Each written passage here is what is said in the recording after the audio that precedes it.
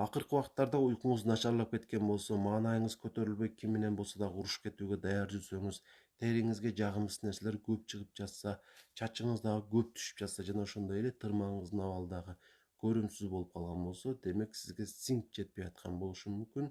Эгерде ушул айтылган симптомдордун ичинен үчөөсү эч куру дегенде бар болсо, комментарийге бар деп жазып коюңуз жана алдыда мен айта тургандарды аткарууга аракеттениңиз. Күмөндү таркатуу үчүн биринчи кезекте анализ тапшырып көрүү керек болот. Кез келген эле бир лабораторияга барып кандан анализ тапшырып көрүңүз.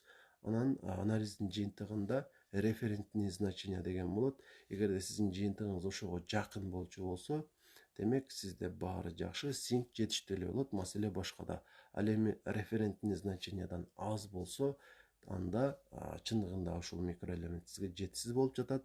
Аны толуктоого киришүү керек. Дароо эле дарыканага барып, капсула түрүндө же таблетка түрүндө цинкти сатып алууга шашылбаңыз. Эң оболу тамак аш аркылуу муну толуктап көрүш керек. Цинкти өзүнө эң көп камтыган азык бул албетте эт. Күнүнө 100 граммга чейин эт жеп турасыз, 1 айга чейин.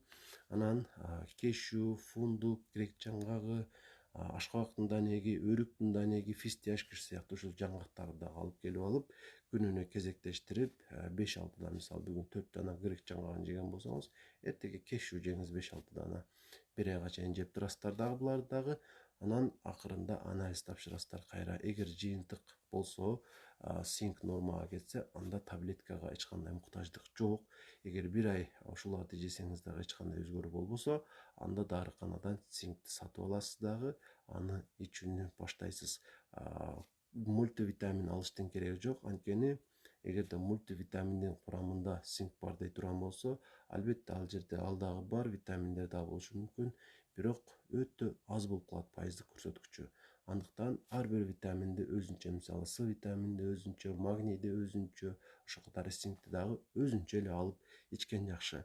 Анан 1 айга чейин ичесиздер, кайра анализ тапшырып коесуздар. Эгер толукталган болсо өтө жакшы.